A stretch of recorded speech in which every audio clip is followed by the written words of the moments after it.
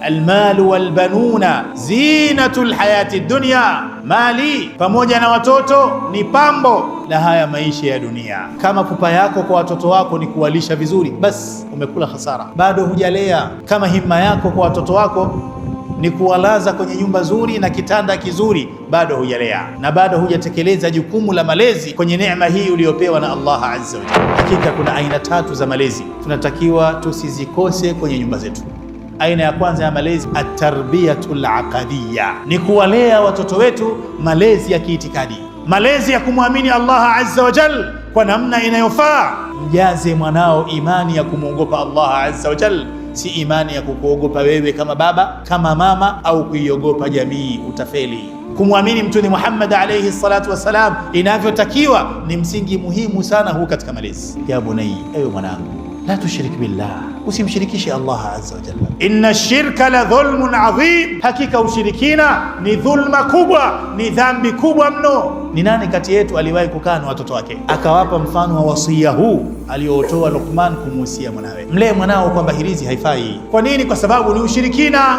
Mfunze mwanao kwamba akitaka kuomba asimuombe isipokuwa Allah azza wa jalla. Lakini msingi wa pili ambao kila mzazi anatakiwa auzingatie, at-tarbiya al-imaniya, malezi ya kiimani. Mlee mwanao, mkuze mwanao makuzi ya kiibada. Mwanao ni wa kiume, ongozana naye unapokuja msikitini kwanzia bado mdogo, ili akikuwa na kupata ukubwa tayari anajua ana wajibu wa kuswali 5 salawat al-mafruḍa. Muru abnaakum bis-salat, waelekezeni, waamrisheni watoto wenu wasali, wa hum abna'u 7, wakiwa na umri wa miaka 7. Hajabaligha maskini, ndio sasa yuko kwenye sinu tamyiz, lakini Bwana Mtume anatoa maelekezo, muruhum, waamrisheni wasali wakiwa na umri wa miaka 7. Hudhuria naye salat aljamaa, wadhribuhum alaiha wa hum abna'u 10, na watieni viboko bakora wakifika umri wa miaka 10 wakawa bado hawataki kuswali. Miaka 10 pia katika hali ya kawaida mtu bado hajawa mukallaf.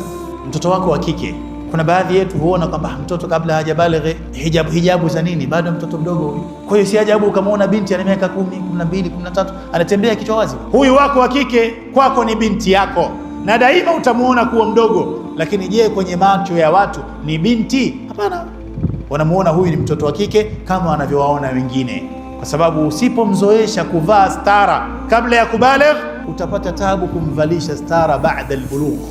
Nini maana ya haya yote? Haya ni malezi. Unamlea mtoto wako malezi ya kiimani. Msingi wa 3 wa kuzingatia katika malezi inaitwa at-tarbiyatul akhlaqiyya, ni kuwalea watoto wetu malezi ya kimaadili. Mfundishe mwanao kila tabia njema tuliyofundishwa na Bwana Mtume Muhammadin sallallahu alayhi wa alihi wasallam.